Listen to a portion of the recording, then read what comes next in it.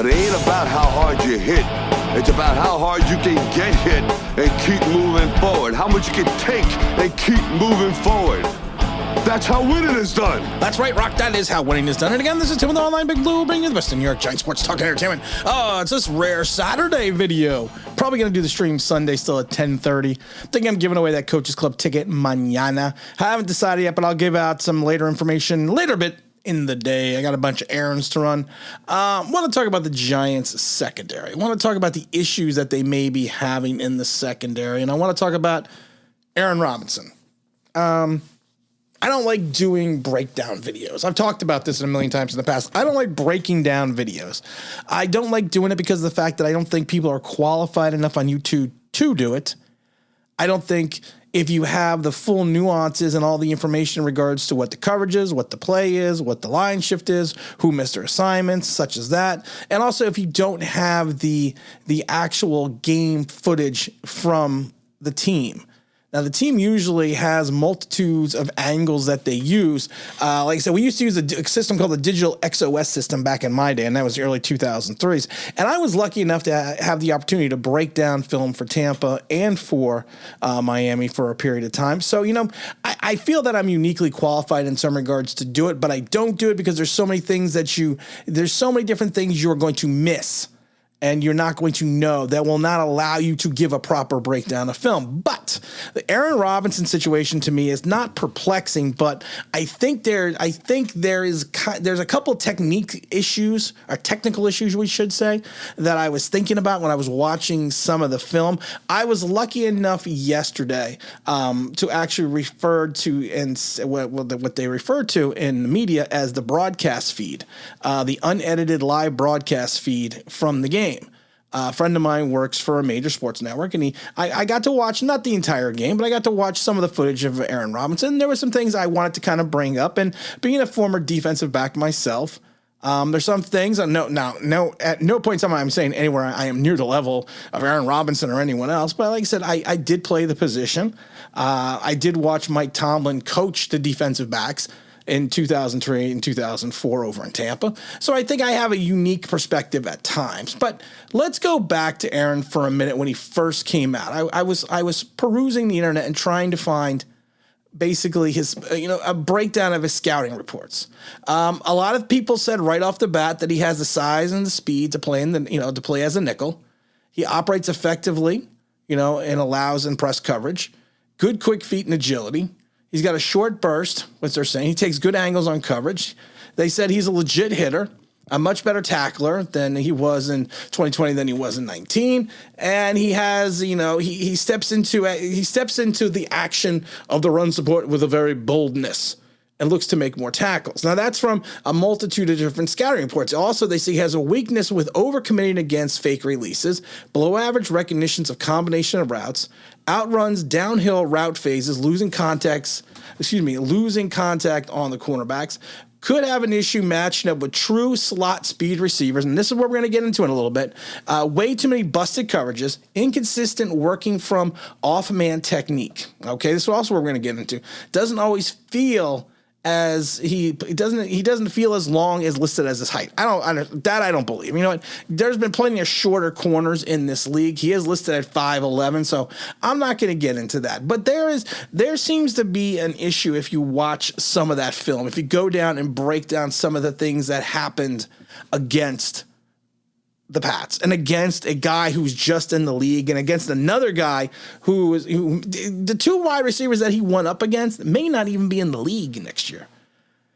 And that's kind of an issue because he always seems to be trailing the play. If you watched him last year, and they did the preseason game, I believe it was against the Jets when he played. And the Jets picked on him as well. But one of the things I noticed and one of the things I said was he always seems to make the tackle. The problem is he's always seems to be giving up the completion, but at least he is finishing the play by making the tackle. Now, if you want to go and break down the principles of man-to-man coverage, if you want to take a look at some of the nuances and some of the things that Aaron seems to not be doing, I think that's kind of where we're going to have to start. And the first thing, going back to Pop Warner, the first thing that you learn as a defensive back is the proper stance. because you have to be put in a great position or a good position or a fantastic position or anything. You just have to be put into position to be able to react. And I think that this is some of the places that Aaron is kind of falling off on. He should have his feet, no matter what, shoulder width apart, with his outside foot slightly back, just slightly back, and not tremendously, but just slightly back. And they always tell you, the first thing they teach you is you got to bend forward.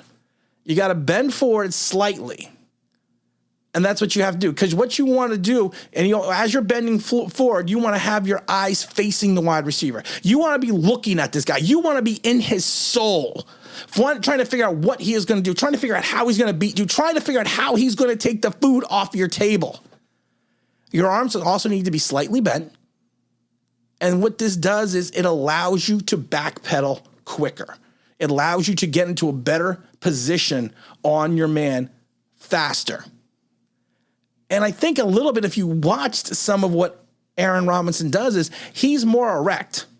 He's not leaning in. He's standing up a little. He's standing up a little bit more. And if you watch his crouch position, he doesn't look like he's going back far enough, which was allowing him to take that step back to mirror his man.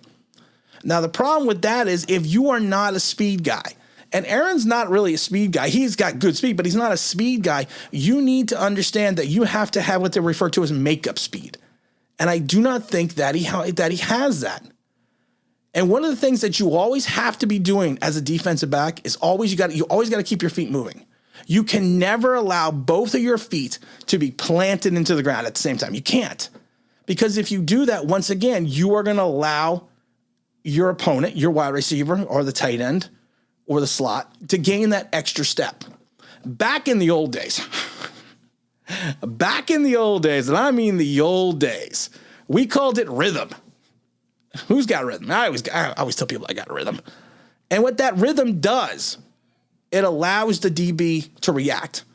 It allows him to react sooner, and it establishes a good position for him. If he's got a good rhythm when he's prepared to backpedal, and they have their hips open in either direction, it will allow you to have a fluidity to hang on and stay with your guy stride for stride, especially if you're in like a bump and run coverage.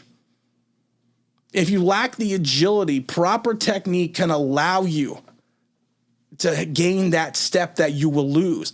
And I think a lot of times what's happening, especially with Aaron Robinson, is he is losing his technique.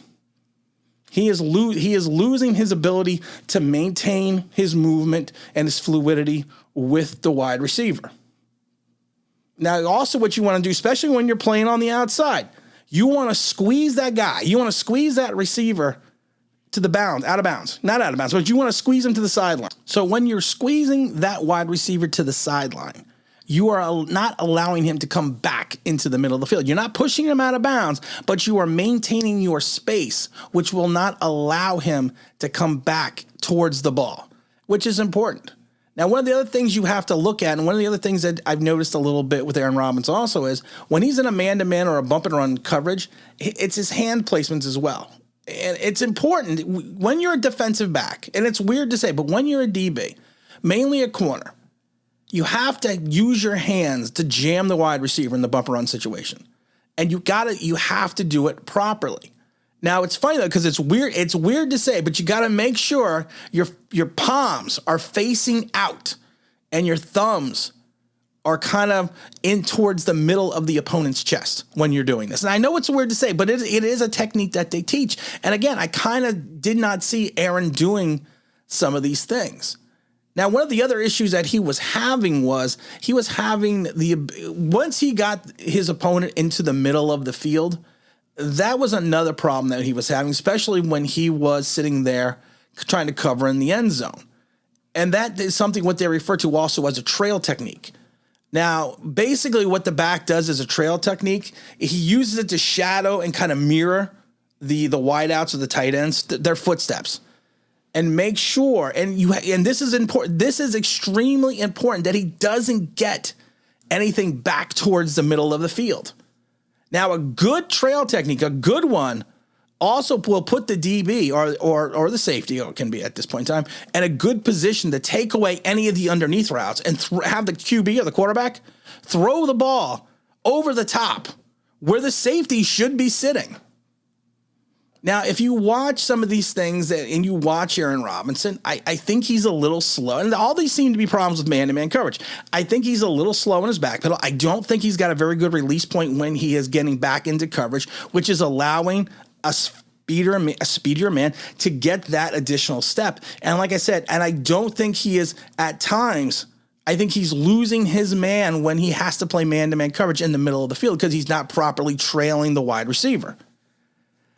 Now, can all these things be fixed? Can these things be fixed? I don't know. Because I never coached in the pros. I don't know.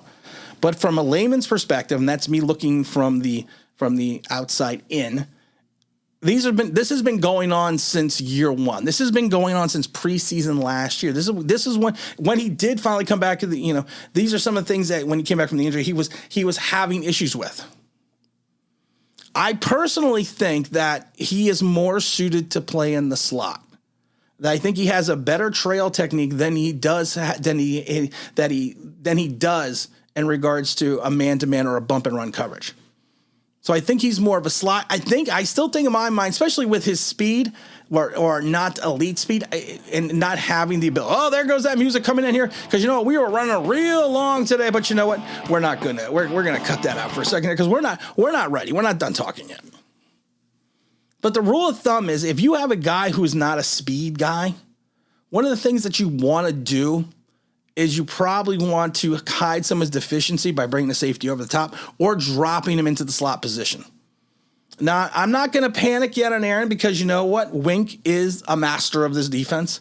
This is his defense. He's got good coaching staffs, but I really do think that Aaron needs to bend a little bit more at the hips. Let it. Coach used to always say to me, just let your arms kind of flow. Just let them kind of hang. Just, kind of bend them a little and let them hang. Sway them from side to side. And I think he's got to just get comfortable doing that. And he's getting caught a little bit flat-footed, which we talked about earlier. And I think these problems are going to continue until he kind of works on it, kind of starts addressing his technique and addressing his craft. We might have the big stream on Sunday. I haven't decided yet. But again, this is Tim with Online Big Blue. We'll bring you the best in New York Giants sports talk and entertainment. And as always, if you can like, you subscribe. If you ring that bell, you think it means that'd be awesome.